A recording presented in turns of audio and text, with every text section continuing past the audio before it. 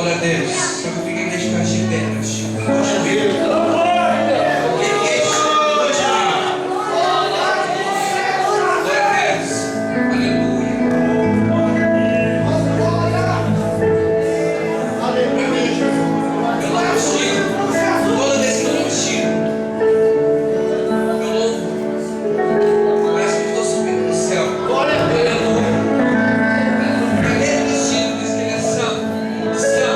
Santo,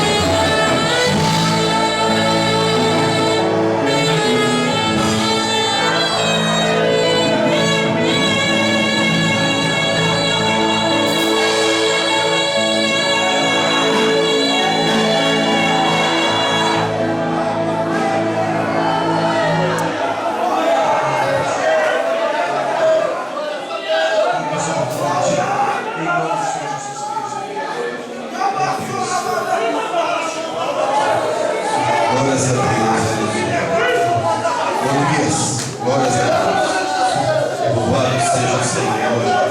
Como é bom sentir a presença de Deus. Glórias a Deus. O Espírito Santo, irmãos, está passando na igreja. Abra seu coração que Deus vai falar contigo através da sua palavra. Vamos orar com o pregador. Glórias a Deus. Pai eterno, aqui está o teu servo, Senhor Deus. Ele já se fez colocar na tua presença. Usa ele, Senhor Deus, conforme a sua vontade, o seu querer. Meu Deus, traga, Senhor, a palavra que o Senhor tem para essa noite, Senhor, sobre a tua igreja, Senhor. Abençoa, Pai eterno, em nome de Jesus. Amém.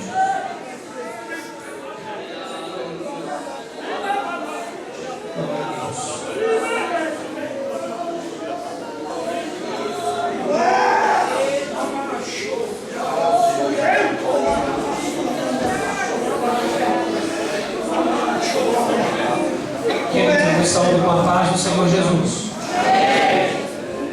Aproveitando que estamos em pé, vamos abrir a Bíblia, a palavra de Deus. Livro dos Atos dos Apóstolos, capítulo 1, versículo de número 8.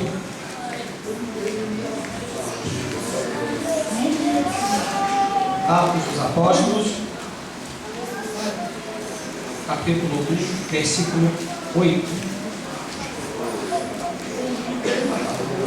Glória a Deus.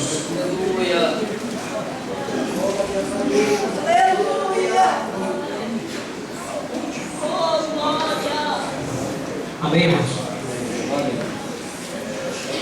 Segundo a tradução da minha Bíblia, está escrito assim: mas recebereis a virtude do Espírito Santo, que há de vir sobre vós, e ser-me-eis testemunhas, tanto em Jerusalém, como em toda a Judéia e Samaria, e até aos confins da terra.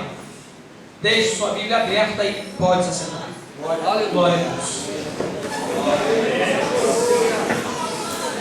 Queridos, antes de pregar a palavra de Deus, eu quero fazer alguns agradecimentos que são necessários serem feitos. O primeiro agradecimento que eu quero fazer aqui é a Deus. Aleluia! Porque se não fosse Ele, eu não estaria aqui. Então, o primeiro agradecimento vai para Deus. A Ele toda a honra, toda a glória, todo o louvor e toda a adoração, porque somente Ele é digno de receber. Mas também quero agradecer a minha família, minha esposa, irmã Maria da Piedade, meus 3 filhos, Daniel, Davi e Gabriel, que compreenderam e cederam-me e entenderam essa oportunidade de estar aqui no Paraná, Curitiba, para pregar a palavra de Deus. A minha família está no estado do Rio Grande do Norte. E ainda esse mês, querendo Deus, também estarei indo para lá, para residir naquele lugar e fazer a obra de Deus naquele lugar. Mas ela me permitiu estar aqui pregando aos irmãos. Eu quero agradecer também e trago aqui a paz do Senhor Jesus para a igreja e para os pastores, o ministério do nosso pastor Moisés, meu pastor local lá na Assembleia de Deus em Campos Elíseos, que é um homem que também entende o ministério e a chamada do Senhor na minha vida de levar a mensagem de Deus. Quero louvar a Deus pela vida dos meus pais, que sempre oram por mim, nunca deixaram de orar, e foi através dessas orações e intercessões que o Senhor me trouxe de volta para a sua presença. Quero louvar a Deus pela vida dos irmãos que estão orando pela minha vida, para que dê certo a minha vinda neste lugar, para que eu fizesse uma boa viagem. E eu fiz uma boa viagem, cheguei muito bem aqui neste lugar. Minha primeira experiência de voar foi algo muito maravilhoso. Tive até uma ideia do arrebatamento melhorada, né? Glória a Deus por isso. Muito bom. Glória a Deus. Quero agradecer diretamente a pessoa do diácono irmão Emerson e a sua esposa, irmã Ângela, pela recepção, pelo convite, pelo contato. Nós congregamos juntos ali naquela igreja desde o ano de 2002 e fizemos amizade, e ele me prometeu que o primeiro que ele traria de lá aqui para pregar a palavra de Deus seria a minha pessoa. Então ele cumpriu a palavra. Muito obrigado, me sinto honrado, estou feliz. Que Deus abençoe sua vida, sua esposa, seu ministério, toda a sua vida neste lugar. Se o Senhor lhe trouxe para cá, com certeza a obra de Deus será feita na sua vida neste lugar. Deus te abençoe, meu filho. Glória a Jesus.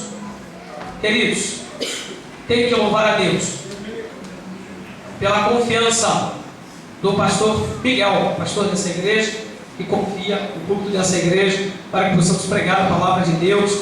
Louvo o Senhor pela vida dele.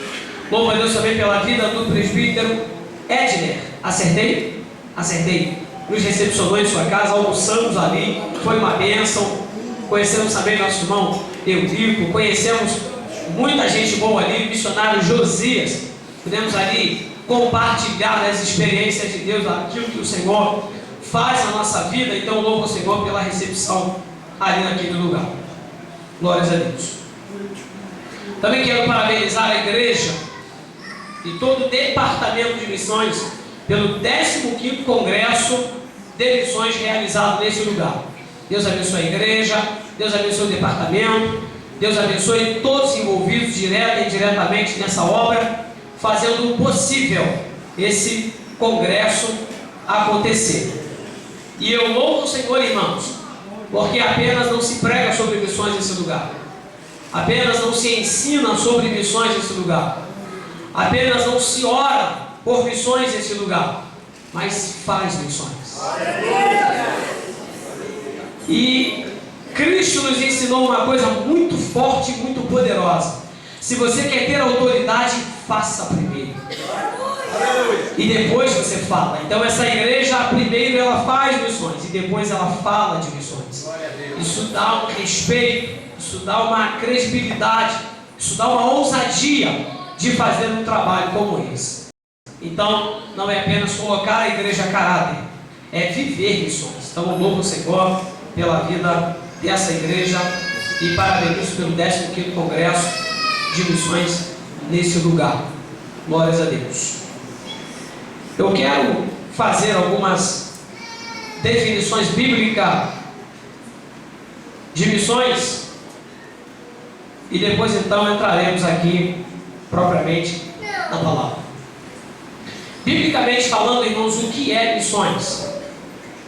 Missões é apresentar ao mundo Cristo como caminho, verdade e vida. Missões é apresentar Cristo ao mundo como o Salvador do mundo. João 3,16 já foi citado aqui muito bem pela liderança aqui do departamento.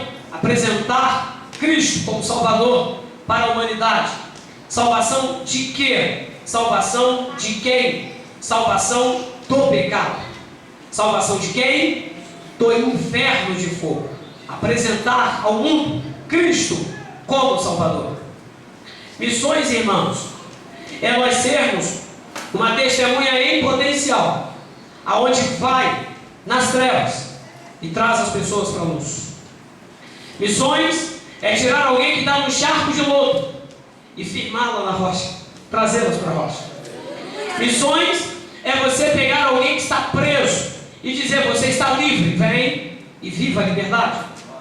Missões é você pegar alguém que está morto e dizer para ele: eu profetizo vida na sua vida, e segue agora e viva a vida abundante que Cristo tem para te dar. Missões, irmãos, é você ir nas trevas e trazer para a maravilhosa luz. Então a missão da igreja é algo muito forte, muito especial, muito séria, muito impactante.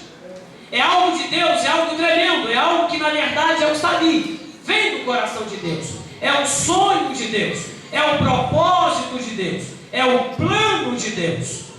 Eu costumo dizer que o primeiro culto da igreja é o culto da ceia do Senhor, porque é onde a igreja está comungando com Cristo Jesus. É onde a igreja está na maior comunhão com o Senhor Jesus. E se formos classificar o 2, é exatamente missões. Missões. Só tem duas coisas para a igreja fazer na terra: adorar ao Senhor e fazer missões. As outras coisas podem até não ter. Se não tiver, não tem problema. Se tiver, melhor. Só vai melhorando e acrescentando a experiência. Caso não tenha, essas duas coisas não podem faltar. A igreja tem que adorar a Deus em espírito e em verdade, e a igreja tem que fazer missões. Se fizer isso, já agrada o coração de Deus. Portanto, irmãos, falar de missões é estar realmente no caminho certo e vivendo a coisa certa. Queridos, o tema deste congresso qual é? O tema, a frase.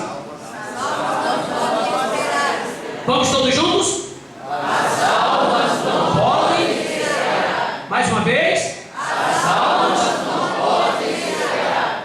Você vai falar pela terceira vez, mas antes que você fale, pense no que você está falando. Considere o que você está falando. Preste atenção no que está saindo da sua boca. Entenda o que você está dizendo. Pensou? Meditou? Tem certeza que é isso mesmo? Já podemos dizer a terceira vez? Você está pronto para dizer que as almas não podem esperar? Que elas podem contar com você? Com a sua palavra, com a sua oração, com a sua intercessão, com o seu dinheiro, com a sua família, com a sua casa, com tudo aquilo que você tem para oferecer? Se você tem, levanta a sua mão assim comigo assim, ó. Fecha teus olhos agora e diga assim: eis-me aqui, Senhor, envia-me a mim, porque as almas não podem esperar. Amém? Glórias a Deus. Atos dos Apóstolos, capítulo 1, versículo 8. Mas recebereis a virtude do Espírito Santo. Algumas traduções dizem: mas recebereis poder ao descer sobre vós o Espírito Santo, e ser-me-eis testemunhas, tanto em Jerusalém, como em toda a Judéia e Samaria, e até aos confins da terra. Este é o versículo usado para basear, referendar este congresso. Mas antes que cheguemos nele, tem alguma coisa antes para a gente poder observar. Observar o que, presbítero Neemias? Vamos observar o seguinte: quem escreveu Atos dos Apóstolos foi Lucas, não era apóstolo. Se converteu provavelmente através da pregação de Paulo, e ele se converteu ao Senhor de fato e de verdade.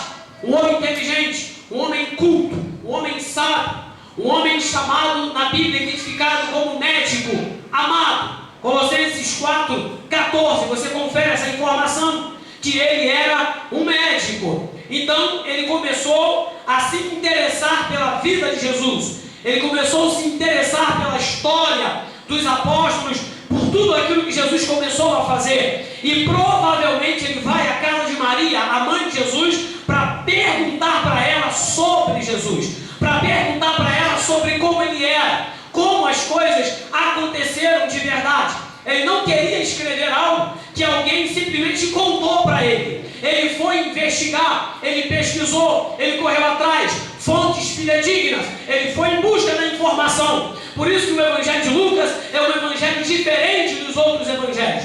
Toda vez que você tiver uma dúvida no Evangelho de Mateus, ou no Evangelho de Marcos, ou no Evangelho de João, vá no Evangelho de Lucas, que você vai compreender perfeitamente o que Jesus fez, o que Jesus falou, o que de fato ele quis dizer, porque é uma linguagem clara, bem aproximada da realidade, daquilo que nós podemos compreender. Esse homem, irmãos, que escreveu os evangelhos, dedicou esse livro para Teófilo. Teófilo, um amigo de Lucas, e ele credenciou, dedicou esse livro para ele. E depois ele escreve o seu segundo livro, que é o livro dos Atos dos Apóstolos. Também dedica esse livro a Teófilo. Agora eu fico pensando, talvez na mente de Lucas aquelas informações, aquele evangelho, aquelas mensagens, aquele escrito, ele estava dedicando apenas para o seu amigo. E quem sabe o seu amigo quisesse passar para alguém. Mas tudo aquilo que é de Deus não é para ficar escondido. Tudo aquilo que é de Deus não é para colocar debaixo. Tudo aquilo que é de Deus não é ser oculto nas trevas, guardado para si. Não tem como. Tudo que é de Deus tem que ser manifesto, tem que ser claro, todo mundo tem que saber, todo mundo tem que conhecer, tem que ser divulgado, tem que ser propagado, tudo aquilo que Deus faz. Então Deus pega o Evangelho de Lucas e Deus pega o livro de Atos e coloca na Bíblia Sagrada, para que o mundo inteiro saiba e conheça a história da igreja e aquilo que o Senhor fez e que o Senhor faz. Mas o capítulo 1 do livro de Atos dos Apóstolos, ele começa falando da ascensão de Jesus, das últimas palavras de Jesus, daquilo que o Senhor está fazendo lá no Monte das Oliveiras, dando instruções a seus discípulos, porque afinal ele está voltando para o Pai, já cumpriu a sua obra, pregou a palavra, foi na cruz, sacrifício perfeito, caminho está aberto, véu está rasgado, tudo está cumprido, o alfa está ali realizado, o princípio e o fim para que o homem pudesse ser salvo através de Cristo Jesus, está tudo pronto, ele está retornando para o Pai. Então ele olha agora para todos os seus discípulos e os seus apóstolos também, que eram 12, ali naquele lugar, querido, e ele vai dizer algo muito interessante. Ele vai dizer o seguinte: olha, vocês não devem se ausentar de Jerusalém, vocês devem ficar em Jerusalém. Aí, querido, eles olhando para Jesus e recebendo esta instrução de Jesus, eles olhando para Cristo, talvez quem sabe sem entender. Aí Jesus explica: vocês têm que ficar em Jerusalém, porque a promessa do Pai virá sobre vocês. A promessa do Pai virá sobre vocês. O outro Consolador que eu disse que vai vir, ele vai vir. Então vocês fiquem em Jerusalém e esperem o cumprimento desta promessa na vida de vocês. Aí eles olham para Jesus e faz a seguinte pergunta: quando o Espírito vir, vai ser nesse tempo que o Senhor vai restaurar o reino a Israel? Vai ser nesse tempo que o Senhor vai nos libertar do poder do Império Romano? Vai ser nesse tempo que o Senhor vai cumprir toda aquela promessa dita a Israel? E aí Jesus tira deles essa atenção, esse foco, essa ideia, essa preocupação de ser restaurado como nação, de ser restaurado e livre do poder do Império Romano. Tira o foco deles disso. E sabe em que Jesus vai focar? Jesus vai focar exatamente no versículo de número 8. Ele diz assim: não vos compete saber os tempos e as épocas em que o Pai preparou, reservou para a sua exclusiva autoridade. Em outras palavras, se Deus prometeu que vai restaurar Israel, Ele vai. Se Deus prometeu que vai trazer libertação, Ele vai. Tudo que está escrito e prometido, Ele vai fazer. Mas essa não deve ser a preocupação de vocês. Sabe qual é a preocupação de vocês? Ficar em Jerusalém, para que a promessa se cumpra. E quando a promessa se cumprir, aí ele diz: recebereis poder, recebereis virtude, ao descer sobre vós o Espírito Santo. E quando descer esse poder e essa virtude, vocês serão testemunhas, tanto em Jerusalém, como em toda a Judeia, Samaria e até os confins da terra. A preocupação de vocês deve ser estar em Jerusalém para receber esse poder e testemunhar de tudo aquilo que vocês viram ou fazer diante dos seus olhos. Esta deve ser a preocupação de vocês. Não se preocupe com o futuro, não se preocupem com o passado, se preocupe com o presente. O presente é isso, é agora. Vocês têm que ficar prontos para receber o Espírito Santo e fazer a minha obra. Glória a Deus! Foi isso que Jesus disse para eles. E aí, querido irmão, eles começam a olhar para Jesus e Jesus vai subir, vai flutuar, vai ascender e vai para os céus, vai embora. Eles voltam para Jerusalém e ficam em oração, aguardando a promessa do Pai, aguardando a a descida do Espírito Santo. Mas eu quero aqui pregar nesta noite sobre o versículo 8, sobre o que Jesus de fato estava dizendo. Amém? Para a gente entender a tônica da palavra. Porque se lermos e não entendermos, não dá fruto. Vamos lá, vamos entender. Sua Bíblia está aberta? Eu pedi que você deixasse aberta, eu vou esperar você abrir a sua Bíblia novamente. Atos dos Apóstolos, capítulo 1, versículo de número 8. Vamos entender o que é que o Senhor estava falando no versículo 8 para os discípulos de Jesus e os seus apóstolos. Amém? Podemos? Vamos lá. Versículo 8. Mas recebereis poder. Outras traduções, mas recebereis virtude. Eu anotei aqui. O que é poder? Poder é a capacidade ou habilidade que tem uma pessoa que a sua vontade ou a sua determinação seja plenamente executada. Ele estava dizendo: vocês receberão poder quando o Espírito de Deus vir sobre vocês.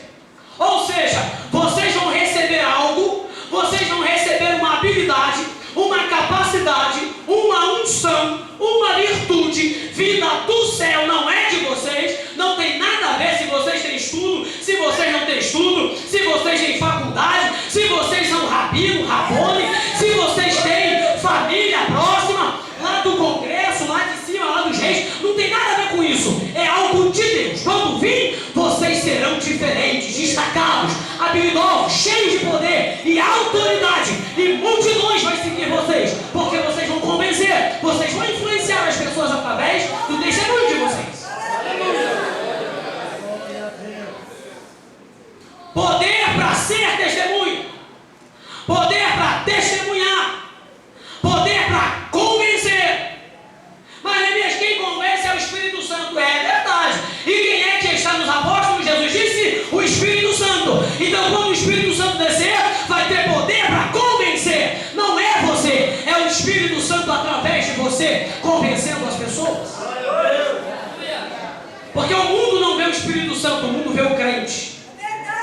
O mundo vê o homem de Deus, o mundo vê a mulher de Deus, o mundo vê o jovem de Deus. Olha e diz: não tem como negar, ele foi transformado, ela foi transformada, o testemunho é verdadeiro, eu não tenho como negar essa palavra. De fato, Deus está na vida dele, Deus está na vida dela. O que Deus quer não é apenas que eu pregue, mas quer que eu viva a palavra. Para que só no meu passar, era assim com os apóstolos: olha, ser-me-eis testemunhas, entenda a palavra. Ser-me-eis testemunhas é você ser testemunha, ok? Não é apenas testemunhar. Ser-me-eis testemunha. Ao passar, você é testemunha em pessoa. Poder de convencimento. Virtude.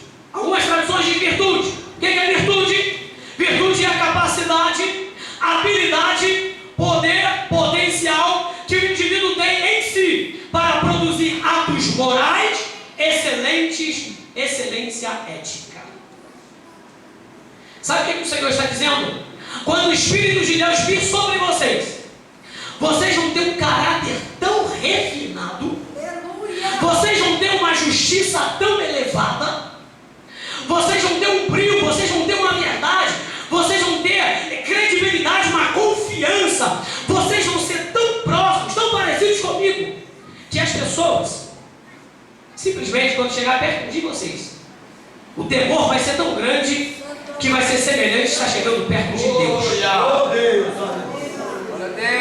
Sabe aquelas pessoas que entregam a sua vida nas mãos do Senhor? Sabe aquela pessoa que consagra a sua vida, entrega a sua vida nas mãos de Deus, e as pessoas as procuram porque sabem que ela tem Deus na vida para dar? É exatamente isso que ele estava dizendo. Eu quero que vocês sejam o receptáculo da minha bênção. Eu quero que vocês sejam o dispenseiro do meu ministério, da minha graça, da minha justiça. O que qualquer pessoa queira vocês buscar, vocês têm a chave da minha dispensa.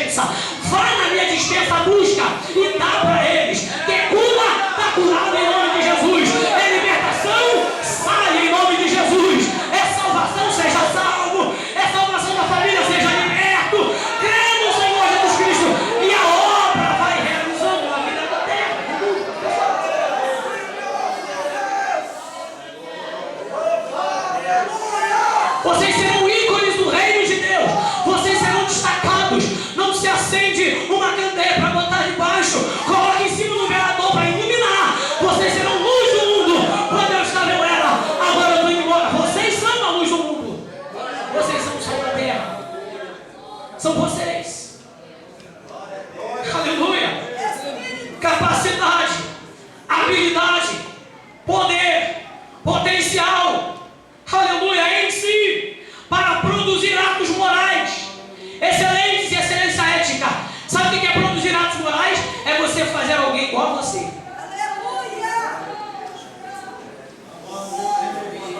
Amém? Aí a gente diz assim: olha para Jesus o que, irmão? Paulo disse: sede meus imitadores, como eu sou de Cristo. Olha para mim, a minha vida fala que Cristo é na minha vida. Aleluia!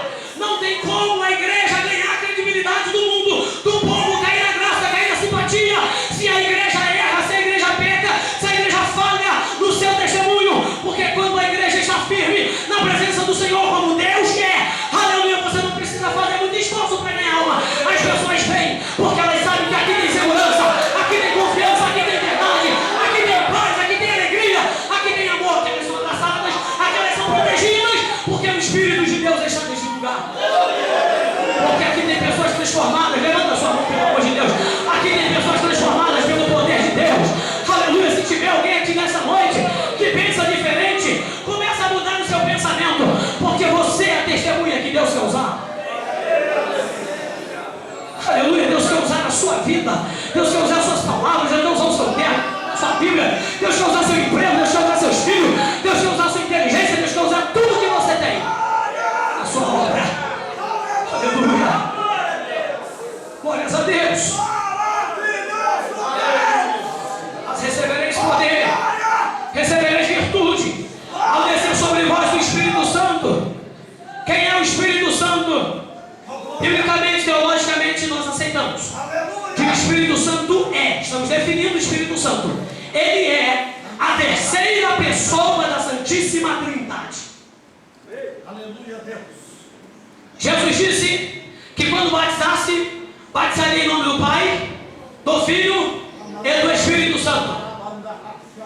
Em nome. O Espírito Santo é uma pessoa, né? É. Por quê? Porque o Espírito Santo fala. Está morando na igreja de Antioquia, e o Espírito Santo falou: apartai-me a Paulo e a Barnabé para a obra que eu os tenho chamado. O Espírito Santo fala. Espírito Santo guia, Espírito Santo ensina, Espírito Santo ferve a fé dentro do coração, dá coragem, dá poder. Quando estiver gente do cinema, o que a gente fala? Não se preocupa, na hora o Espírito Santo virá sobre vocês e vai dizer o que é que vocês têm que falar para essa autoridade. Isso quer dizer, mulheres, eu quero dizer que ser o Espírito Santo da igreja não é nada, com todo respeito, meu pastor. Ser o Espírito Santo, nós não passamos de um ajuntamento de pessoas. Nós não passamos de pessoas que se gostam umas das outras, ligados por um pensamento único, e por aí vai. Nos assemelhamos às religiões. O que não falta é religião no mundo. Só que igreja não é isso não. Igreja é diferente. Igreja está acima das religiões. Igreja é corpo de Cristo. Igreja é organismo vivo. Igreja é ser adorador, é ser vivo em Cristo Jesus. Igreja, aleluia, é corpo de Cristo na terra. Igreja é ser salvo em Cristo Jesus. Aleluia. É muito mais do que isso, é ser chamado para fora do mundo e viver no mundo, mas não sendo dele, sendo do reino de Deus. Aleluia. O Espírito Santo, a terceira pessoa da Santíssima Trindade, que veio controlar, aprenda isso, estamos no culto de missões. Ele veio controlar e dirigir a obra de Deus na terra. Amém? Vou repetir. O Espírito Santo veio controlar e dirigir a obra de Deus na terra. Sabe por que muitas coisas que nós fazemos não dá certo? Sabe por que muitas coisas que nós fazemos não dá certo? Algumas campanhas, algumas realizações, alguns eventos, algumas coisas. Porque primeiro nós fazemos e depois nós dizemos assim: Senhor, vem na prova. Está tudo errado. Deus, tu quer que eu faça? Primeiro consulta ele. Primeiro arma tudo e depois chama ele. Não, irmão. Primeiro consulta ele. Se ele disser faz, faz. Se ele disser não faz, não faz. Esse é que é o problema hoje em dia. Primeiro a gente faz, depois, Senhor, me exalta. Quem me exalta?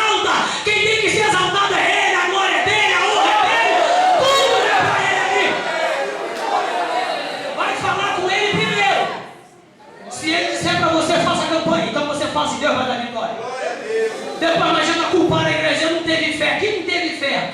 Como não teve fé? Aleluia.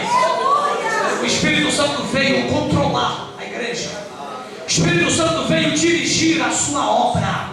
É Ele quem levanta o missionário, é Ele quem unge o missionário, é Ele quem dá o ministério, é Ele quem separa, é Ele quem faz a língua, é Ele quem desenrola o mistério, é Ele quem usa a profecia, é Ele quem faz tudo. A beleza do evento é Ele. Eu vou dizer mais uma coisa aqui. Sabe por que Jesus disse assim, ó? Ficar em Jerusalém até que todos sejam revestidos de poder? Porque se a igreja saísse sem o Espírito Santo, não tinha igreja. Não tinha igreja. Sabe o que é igreja? Você estudar no colégio secular e você ia aprender que lá no tempo do Império Romano existia um povo que seguia o tal de Jesus, que se intitulava igreja, mas que foi massacrado pelo Império Romano. Morreu todo mundo e acabou. Mas sabe por que nós estamos no ano 2014 e a igreja está de pé? Sabe por quê? Porque Jesus disse, ó, eu edificarei a minha igreja. Primeiro ponto. Segundo ponto, porque o Espírito Santo desceu para dirigir e controlar a sua igreja. O senhor entende? Porque o Espírito Santo está na igreja. É Ele quem afirma a sua obra. É Ele quem dá a direção. É Ele quem faz todas essas coisas. É Ele. E Ele está aqui nessa noite. Vamos continuar no versículo 8. Recebereis poder, virtude, que há de vir sobre vós, quando o Espírito descer, e ser-me-eis testemunhas. O que é testemunha? Testemunha é você ocularmente ver algo e você dizer, eu vi, eu estava lá, eu participei, eu contemplei. Jesus falou, vocês viram eu fazendo milagre, não viram? Vocês foram no túmulo e o túmulo estava vazio, não estava? Vocês chegaram lá e a pedra estava removida. Vocês são testemunhas de tudo isso. Ocular, vocês viram. Testemunha, ser-me-eis testemunho. Na igreja, no Novo Testamento, ser testemunha é estar disposto não apenas a confirmar com as palavras uma determinada crença, mas sobretudo levar no corpo as marcas da fé. Pergunto para o senhor, missionário Josias, como negar que Jesus ressuscitou? Como é que a gente vai negar isso? Não foram lá e roubaram o corpo do mestre. Não roubaram, eu estava lá, eu fui no túmulo. Subornaram os guardas para mentir, falando que roubaram o corpo de Jesus. Subornaram os guardas, deram dinheiro para eles. Conta uma história, um guarda no meio do povo, que aí uns vão dizer que Jesus ressuscitou e outros vão dizer que o corpo foi roubado. Para de pregar esse tal Jesus, para de ensinar esse tal Jesus, e ameaçou Pedro e João. Diabo. Sabe o que eles disseram? Importa obedecer a Deus e não a vocês que são homens. Vocês não entendem nada do propósito do plano de Deus, mas nós somos testemunhas. Nós falamos do que nós vimos, nós falamos do que nós tocamos, nós falamos do que nós vivemos. O nosso testemunho é verdadeiro. Ainda que vocês não aceitem, o nosso testemunho é verdadeiro. E começou a morrer apóstolo, mas quanto mais a igreja passava a tribulação, mais a igreja crescia para a glória de Deus. E eu quero dizer aqui nesta noite, quanto mais tentar parar a igreja do Senhor Jesus, mais ela vai crescer, porque isso é obra de Deus e ninguém vai parar. Ninguém vai parar a obra de Deus. Pode entrar quem for na política, pode entrar quem for em qualquer lugar e se levantar contra a igreja, do mesmo jeito que Deus tomou a mão, do mesmo jeito que Deus, aleluia, jogou por terra Saulo de Tarso, do mesmo jeito que Deus abateu todos que tentaram parar a obra de Deus, Deus vai fazer também. O nosso Deus é o mesmo, Ele não mudou. Ele não mudou. Ele não mudou não. Ele continua o mesmo. Deixa eu dizer uma coisa Você está preocupado, não está? Se preocupa não. O teu rei é Jesus. Cristo é o teu rei. A situação pode ser difícil, mas Deus sempre vai ter uma palavra para você. Deus sempre vai ter uma porta de emprego para você. Deus sempre vai ter comida para te dar. Deus sempre vai ter água para você beber. Deus sempre vai ter um escape para você. Não tem governo ruim para crente, porque Deus abençoa a vida dele. Ele não depende de circunstâncias favoráveis para cumprir a promessa dele na sua vida. Você precisa crer na palavra. Você vê testemunho em Jerusalém. Tinha que começar por Jerusalém? Tinha. Por que tinha que começar por Jerusalém? Sabe por quê? Porque Jerusalém foi classificada e separada por Deus como a cidade. Não era uma cidade, era a cidade escolhida pelo rei, pelo Messias, a cidade santa, o centro do Oriente Médio, a mais cobiçada, pois tudo girava em torno dela. A festa de Pentecostes estava acontecendo aonde? Na cidade de Jerusalém. Sabe o que estava acontecendo? Estava acontecendo que as pessoas estavam vindo de todas as partes do mundo para Jerusalém. Por quê? Porque era a festa do Pentecostes. 50 dias após a colheita. Era um verdadeiro culto de ação de graça, que com o passar do tempo, pastor, se tornou uma festa comercial para ganhar dinheiro. Triste, não é? Triste, irmãos. Deus levanta o homem para pregar a palavra de Deus e começa a usar, e é uma benção. Lá da metade para frente do ministério, só dinheiro. Só vem pregar aqui, vai me dar quanto?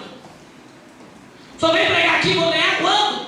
Primeiro quer saber quantas pessoas tem na igreja, quantas pessoas tem isso. Há poder no sangue de Jesus. Preste atenção. O ministério não se compra com dinheiro. A unção não se compra com dinheiro. Nada dessas coisas são pagos suficientes para aquilo que recebeu e veio de Deus.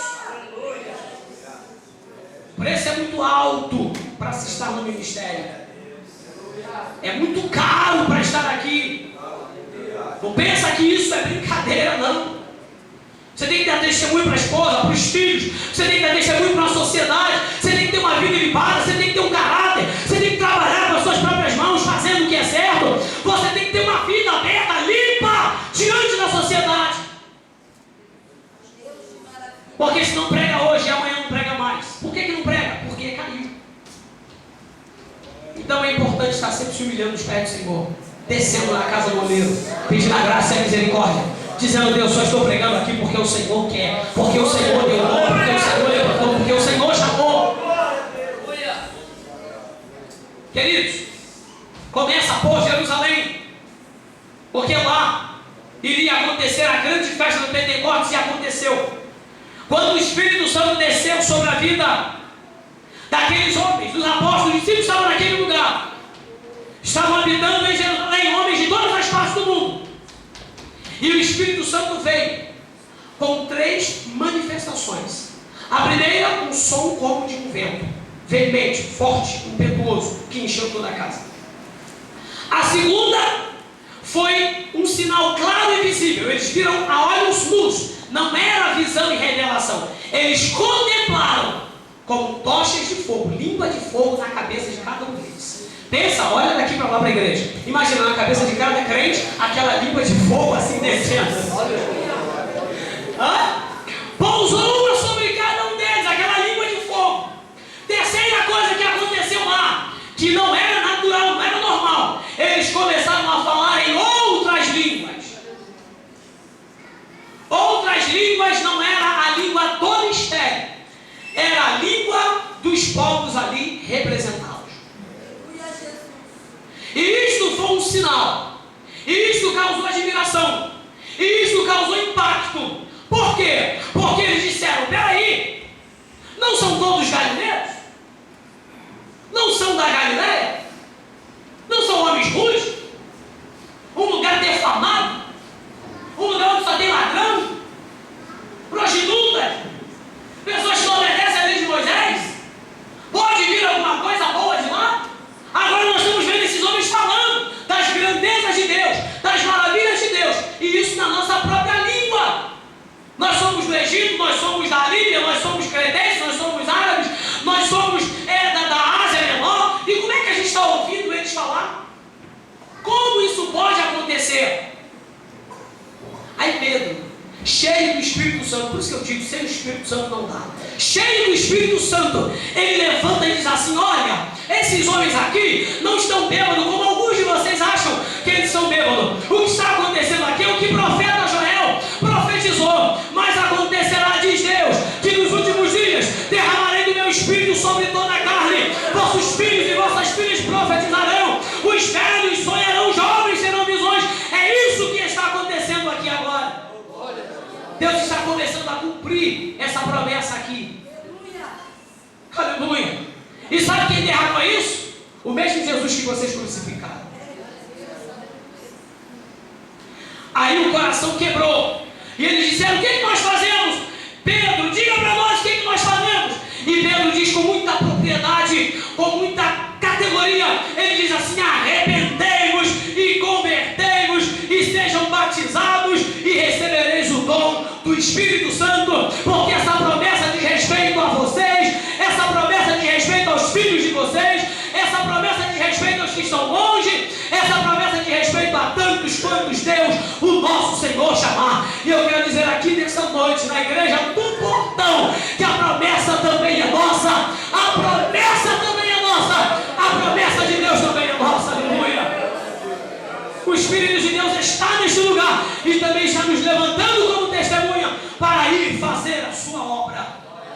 Aleluia. E eles pregaram em Jerusalém. E naquele dia, 3.000 almas se converteram ao Senhor. 3.000 almas. Eu vou caminhar para o final. E depois que eles pregaram em Jerusalém, e Deus começou a abençoar, a trabalhar de uma forma muito especial, o povo, pastor, começou a se acomodar.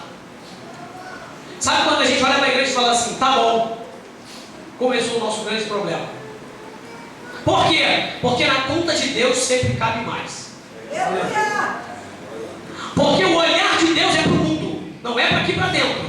Para Deus, ele olha aqui e vê 99, mas se ele vê uma ovelha lá fora, ele fala assim: vai para buscar.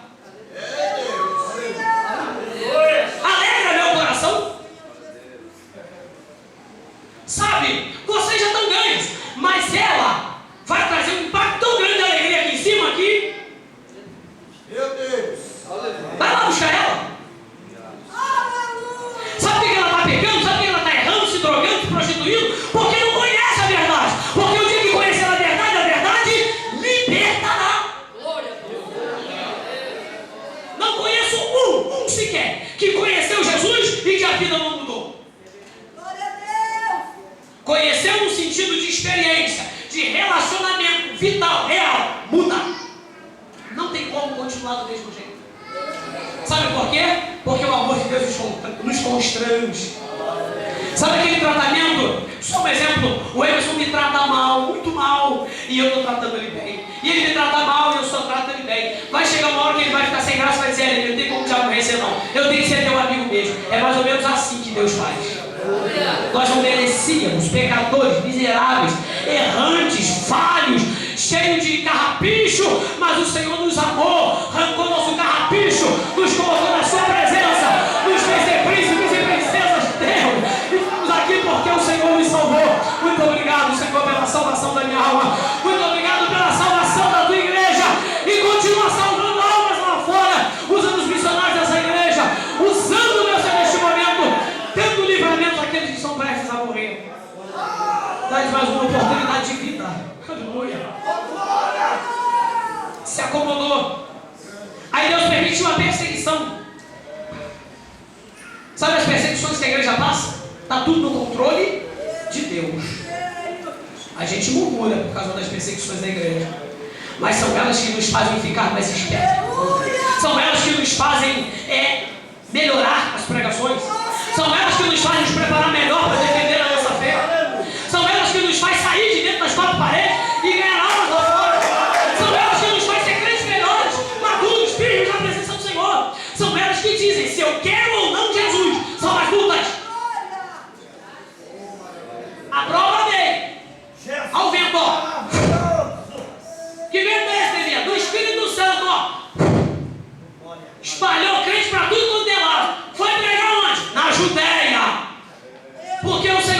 disse: ser testemunha em Jerusalém, em toda a Judéia. Para onde eles foram?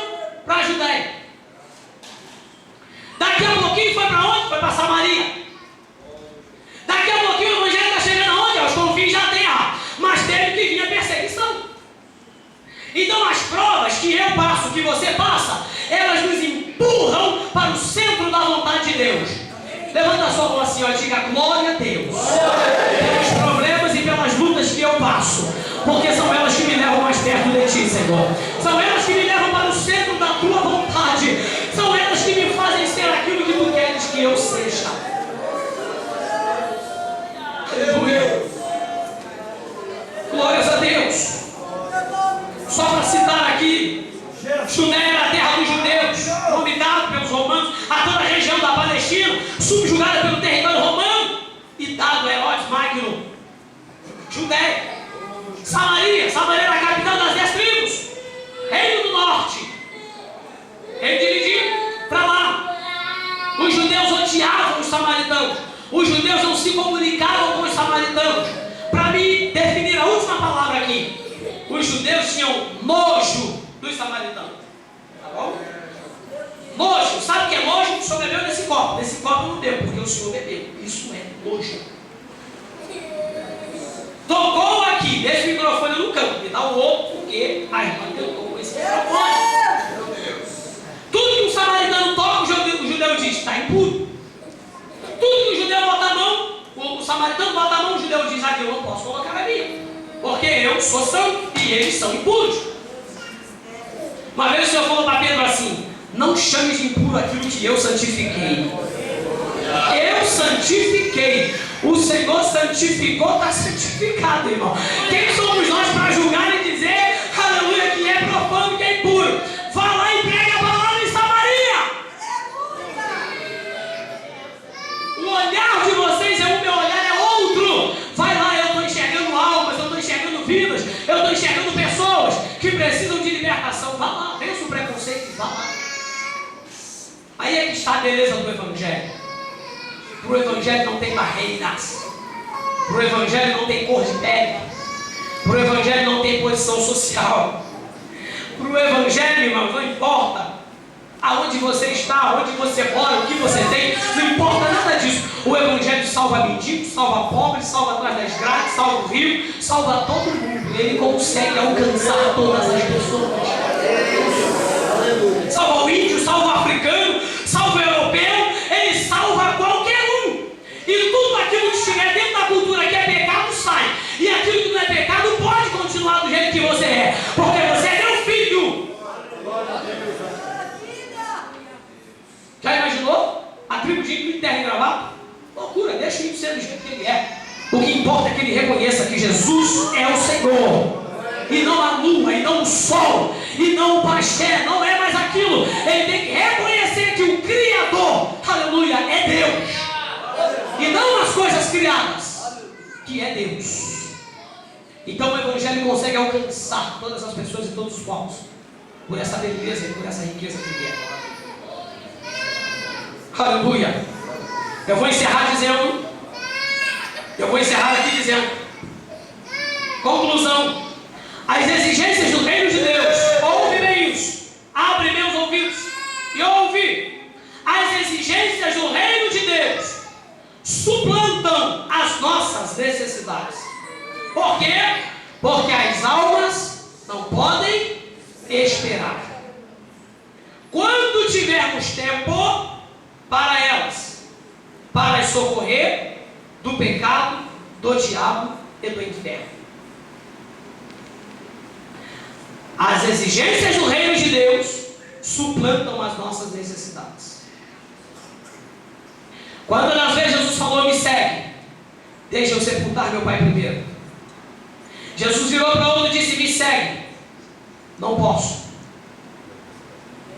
Tem que ver minhas fazendas, tem que comprar terra. Me segue, casei, não posso, estou em lua de mel. Me segue, e era assim. Quantas pessoas o Senhor chamou e as pessoas deram desculpas? E muitas das vezes dentro da obra missionária acontece exatamente esse tipo de coisa.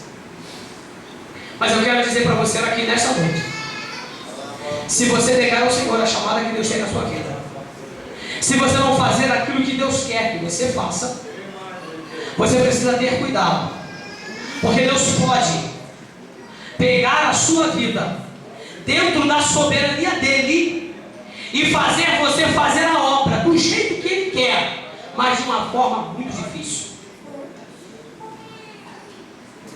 Conversávamos sobre Jonas hoje. Me lança ao mar. Sabe o que Jonas estava dizendo? Me mata, porque esse vento aí está vindo para matar todos nós aqui. Só que o culpado sou eu, me joga na água. Na cabeça dele ia morrer. Foi pior do que a morte, morto-vivo, lá dentro do ventre do peixe. E não morreu. Primeiro dia, não morreu. Segundo dia, não morreu. Terceiro dia, não morreu. Quarto dia, não teve quarto, porque ele se arrependeu. Se não se arrependesse, teria o quarto dia. Se não se arrependesse, teria o quinto dia. Se não se arrependesse, teria o sexto dia. Mas Deus não ia tirar ele de lá enquanto ele não entendesse que tinha que ir a Nínive pregar e ganhar 120 mil almas para Deus.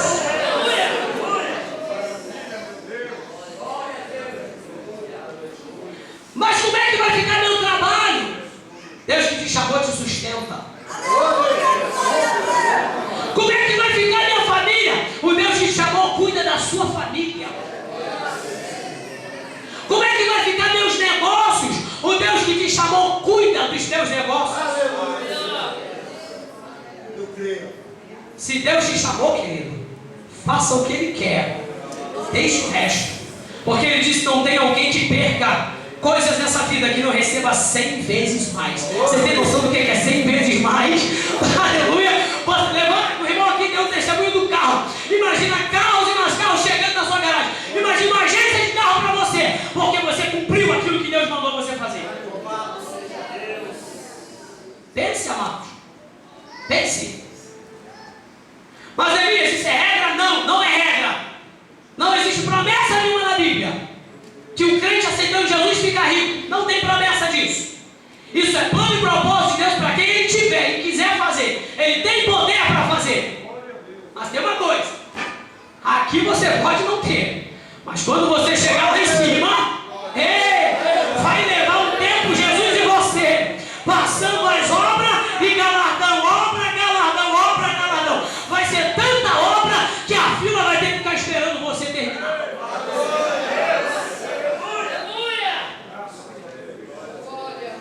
As exigências do reino de Deus suplantam as nossas. Sinceramente, Deus não está preocupado com as nossas necessidades. Deus está preocupado com as necessidades dele, porque das nossas Ele cuida. Homens de pequena fé, somos repreendidos pelo Senhor. Homens de pequena fé, por que vocês estão preocupando com o que comer, com o que beber, com o que vestir? Olha as aves do céu, quem é que sustenta? Olha o livro do campo, quem é que cuida deles? Quem é que faz isso? Se você está vivendo para mim, fazendo a minha obra, por acaso vou deixar você morrer? Vou deixar você passar fome? Vou deixar seu casamento acabar? Vou deixar seus filhos ao léu? Não vou, eu vou cuidar. São pessoas apegadas e agarradas. Tem as coisas, mas sabe se elas pertencem a Deus. Em nome de Jesus. Queridos irmãos, encerrando aqui a minha palavra, eu quero fazer uma oração. Posso, pastor? Você pode ficar de pé, por favor? Olha aquele fundo musical de novo aí que o menino louvou. Só. A gente não vai cantar não, o digno de louvor. Enquanto isso eu oro pela sua vida, eu quero que você coloque uma mão no seu coração. Coloque outra mão assim, ó, na sua testa. Você vai orar pelo seu coração e pela sua mente. Mente e coração é tudo que o diabo quer dominar no homem. Se ele dominar isso, ele controla tudo. Toda a vida do ser humano ele controla. Mas se o Senhor controla a sua mente e seu coração, pronto. É tudo que o Espírito Santo queria. É que você entregasse a sua mente, o seu coração nas mãos dele para fazer de você um missionário em potencial, uma testemunha fiel e verdadeira do Senhor. Querido, eu não vim aqui brincar de pregar. Eu não vim aqui para isso não. Eu levo muito a sério tudo aquilo que eu preguei aqui. Tudo aquilo que eu preguei aqui. Todo lugar que eu vou, a mensagem é a mesma. Por onde eu passo, procuro levar esse testemunho fiel. Procuro viver ele com a minha família. Porque com o Evangelho não se brinca.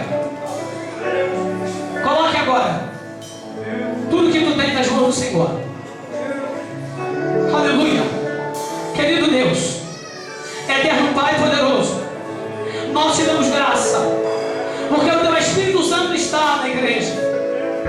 E sem Ele, Pai, não faz sentido estar aqui. Sem Ele não tem adoração verdadeira.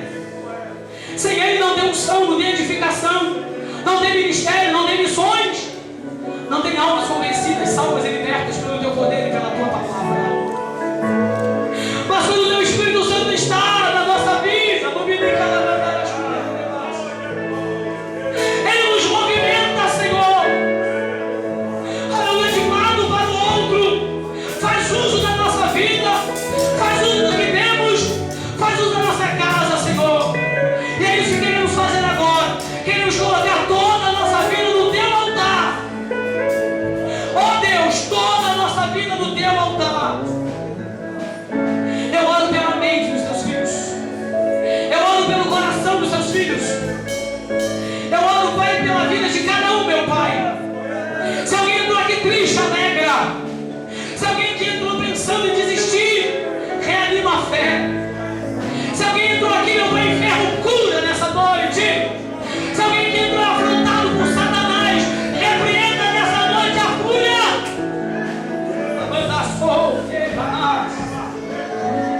Se alguém entrou aqui, meu Pai, com problema na família, dá vitória na família. Se alguém, meu Pai, que ele não crê mais a sua chamada, ou que nessa noite, aleluia, volte a crer na chamada e saiba que o Senhor chamou assim e vai usar a terra. Ó Deus, aleluia, abençoa essa igreja com os pastores, abençoa essa igreja com o corpo ministerial, abençoa essa igreja, Pai, com todos os seus projetos missionários, os missionários que estão no campo da vitória, abençoa, dá uma grande colheita de almas. A obra é tua, Senhor. Tu dirige, Senhor. Tu controla, Senhor. Tu faz acontecer, Senhor. Oh Deus, porque estou aqui, Pai, não é pela tua vontade, ó Deus. Se não fosse, não estaria. Então toma minha vida em tuas mãos e que se cumpra na minha vida a tua vontade, a tua palavra, a tua promessa, Deus. Edifica a tua igreja nessa noite. Dá vitória, Senhor. Que os teus desígnios sejam plenamente realizados. Que a tua vontade seja feita na vida de cada irmão, de cada servo, de cada serva. Em nome de Jesus Cristo, Pai. Confirma a tua promessa na tua igreja. Em nome de Jesus Cristo, nessa noite. Para a glória de Deus. Em nome de Jesus. Em nome de Jesus. Tem alguém nesta noite que ainda não se converteu a Cristo? Tem alguma pessoa neste recinto que ainda não aceitou Jesus como Salvador? Na galeria? Aqui na minha esquerda? Na minha direita tem alguém? Alguma pessoa não evangélica? Se estiver nessa noite, eu quero lhe dizer que Deus está chamando você. Cristo está chamando você para o encontro com Ele. Porque o Filho do Homem veio buscar e salvar aquele que se havia perdido. Aleluia. Deus te ama, meu amigo. Você não está fora dos planos de Deus. Deus não quer que você cresça. Deus quer que você tenha a vida eterna. Se estiver nessa noite, até o final deste culto, tome sua decisão para Cristo nesta noite. Receba Jesus como seu único suficiente.